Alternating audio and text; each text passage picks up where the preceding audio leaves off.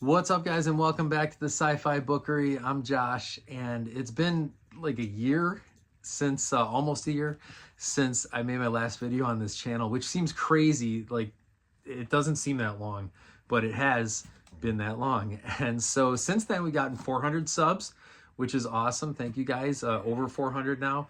So I owe you a 400-word short story, which I believe I already started writing that one. I'm not sure, but I will check that out and we'll get that posted up for you. So next goal, I guess, is 500, and we'll get a 500-word short story. So today I have this big old box of books here that I've been kind of sitting on for a while. I just realized I have a few of them pulled out from recent hauls that I've actually been reading. And some of them might be behind me. I don't know. They're all over the place. But this was at least a box that I had pulled together for right now, just to do a little bit of a book haul, because it's been a while since I've done a book haul and I wanted to get back out there. So let's jump right into it. First one is Shark Attack by H. David Baldrige. I don't know who that is, but it's true stories of shark attacks. And it's kind of cool because this came out shortly after the movie Jaws. And I think there were some images in there too. Yeah, there's some printed photos in that. So this came out shortly after Jaws, and had the whole world terrified of sharks. And we haven't looked back since. So that's a cool one that I wanted to check out. I got a couple here from Louis L'Amour. Oh wait, this one is not L'Amour, is it? No, it's not. But anyways, this one is. And I got into Louis L'Amour a couple of years ago, I believe, doing the June on the Range reading challenge. So there's one from him, and then I figured I'll try out some more westerns. So this is Long Arm. Who's this? Tabor Evans wrote this one. I'm not super familiar with other western writers, but I do like a good western book in the summer. That's fun. Here's something that I've been collecting through, and fortunately my local used bookstore has a bunch of these, and they're these collected editions of different. So this was the Nebula Awards number 3. So let me see. Oh, this doesn't even have a year on it. That's bizarre. Oh, here we go. 1970. So it was all the best of 1970 kind of thing. And I have a few of these too. So this one's cool. I'm really excited when I find these because it's got some great stuff in here. And here's a Michael Moorcock story. But they're all short stories. And you guys know I love short stories. Rogers, that's cool. So, okay, so it was the best of 1968. So it must have been republished in 70. Anyway, so that's there. We got Alan Dean Foster, The Dig. This sounded really interesting. So it's like a giant asteroid hits and they have to dig down to see what's going on. It's compared to Close Encounters of the Third Kind. So I'm interested there. Oh, and here's another Louis L'Amour. See, I didn't even know what I had in this book. Jubal Sackett? I don't know. But this was probably a thrift store find, if I remember correctly. That's a thick book for Louis L'Amour. His are usually like 170 pages. That's a pretty chunky one there. So this might have been part of a series. But anyways, yeah, a little more L'Amour. We got a couple here. Arthur C. Clarke, The Song of Distant Earth. I've heard good things about this. I don't really know. We have 2 dogs now. That was a new addition this year, is 2 dogs. Anyways, I've heard good things about this, so we'll give it a shot. I do enjoy Arthur C. Clarke sometimes, but he's like really hard sci-fi, and sometimes it's difficult to follow. But this was a cool pickup. I don't remember where I got this. I think this was a thrift store, but it is a prelude to space. So it's all of the, the Odyssey stuff and that with Arthur C. Clarke. I just thought that was a really cool, it's silver. It's like a mirror. Anyways, so that's cool. What is this? Here's a hardcover. Oh, this is the best of, this is another collected one. So this is 7th series, best in science, in fantasy and science fiction. So let's see what's in here.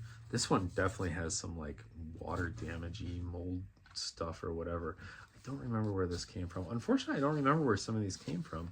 So this one is through 1958. So should have some good stuff. Oh, it's got a Frederick Brown story. Y'all know I love Frederick Brown. Oh, Expedition. Never mind. I've read that one before. That is actually a really cool, really good story. Journey's End here by Poul Anderson. That's another good one. So a lot of these I have read already. But anyways, whatever. You get a cool hardcover. Dorsai. Now I believe this was a mistake because I already have this book, so I'll just give this to somebody. Dorsai. Gordon R. Dixon, one of my favorites.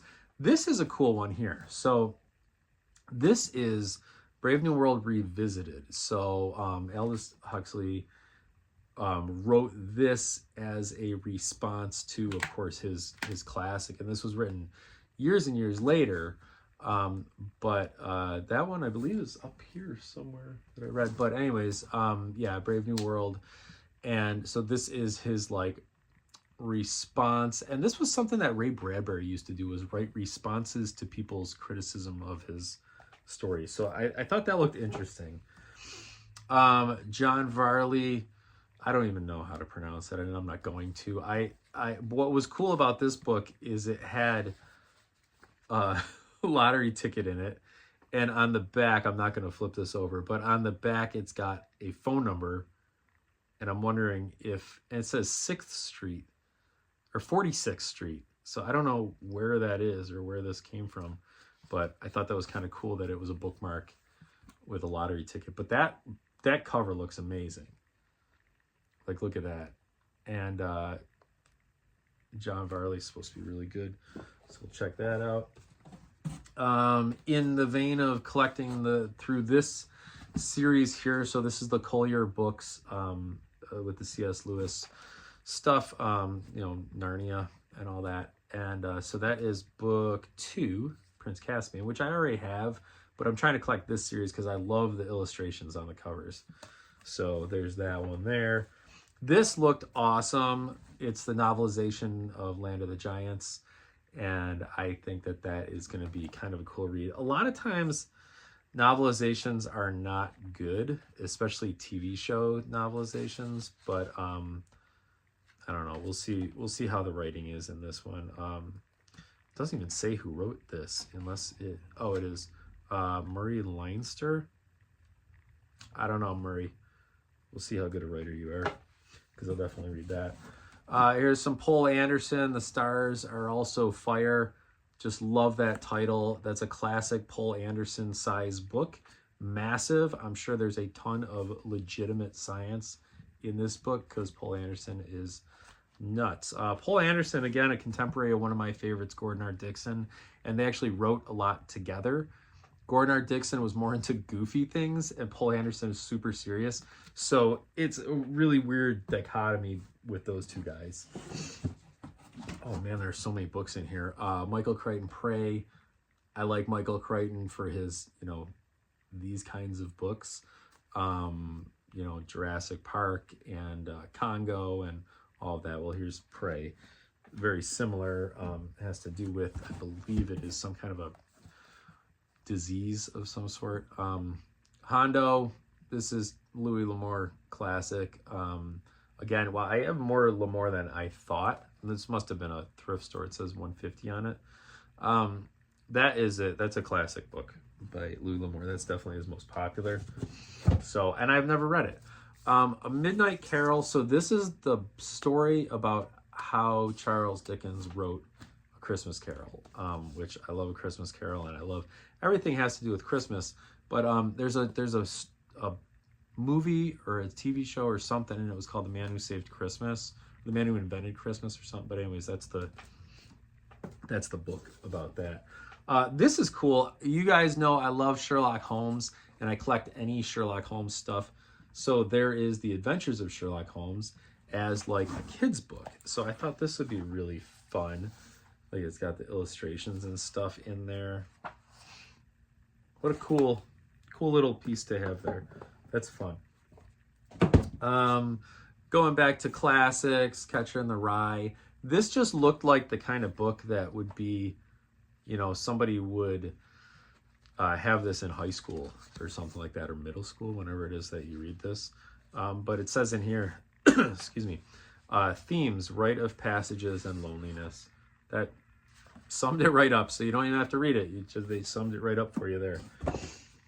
All right, so y'all know too, I love a good John Grisham sports book. This one I've obviously, I got a bookmark in there. I already started reading it. Calico Joe. This is the last one of his sports books that I have not read. So far it's not super interesting, but a lot of times his stories start off with a lot of character development and then start hitting into the action. So we'll see with that one. I loved all of his other sports books and non-lawyer books. Here is another collected one. So this is the 6th annual edition, the year's best sci-fi. Let me catch a year on this puppy, because they say the year's best, but then they don't tell you what year it was from, because it would have just come out that year and you know what year it is already.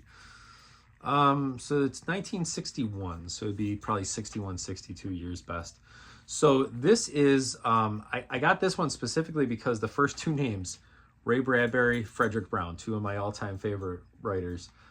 So this looks good. I think I had started a couple stories in here. Like I said, I love the short story stuff, and it's my all-time favorite. Oh, there's also a Shel Silverstein in here. What's funny about that is I was rewatching some of my videos because, like I said, it's been a year since I've posted one, and in my criticism of Dark Matter by Blake Crouch, which is a horrible book, never read it, it's absolute garbage, and he's terrible in it, it's just really bad. Anyways, the main character's name is Jason Desson, and it rhymes, and I remember mentioning how I love Shel Silverstein, but I don't need to see Shel Silverstein represented in a sci-fi book due to the rhyming and stuff. It was kind of a little joke, but it turns out he's actually, Shel Silverstein made a comic in this, so I stand corrected. Conquest of Earth by Manly Bannister. How cool is that dude's name? Manly Bannister. Like, that's the best name. So can't be Conquest of Earth. This thing looked nice and old. Let me see. I always like to look at the years in these. This was a bookstore find recently, probably like a couple weeks ago. 1957. So that looked good. Again, I love the short sci-fi stuff. Get it done and move on with your day. Bandits by Elmore Leonard. I don't know, sounded like a cool story. It's kind of like a whodunit sort of thing. I've never heard of this author before, but it does say the coolest, hottest writer in America. Again, I feel like if that he or she, Elmore, I don't know what that name is, if they were the hottest writer in America, I would have heard about it, but maybe not. Here's another collected one, Spectrum 2. This one I did start reading. I got this mainly because it's got a PKP story in it. So that is cool, and the cover is literally not attached at all.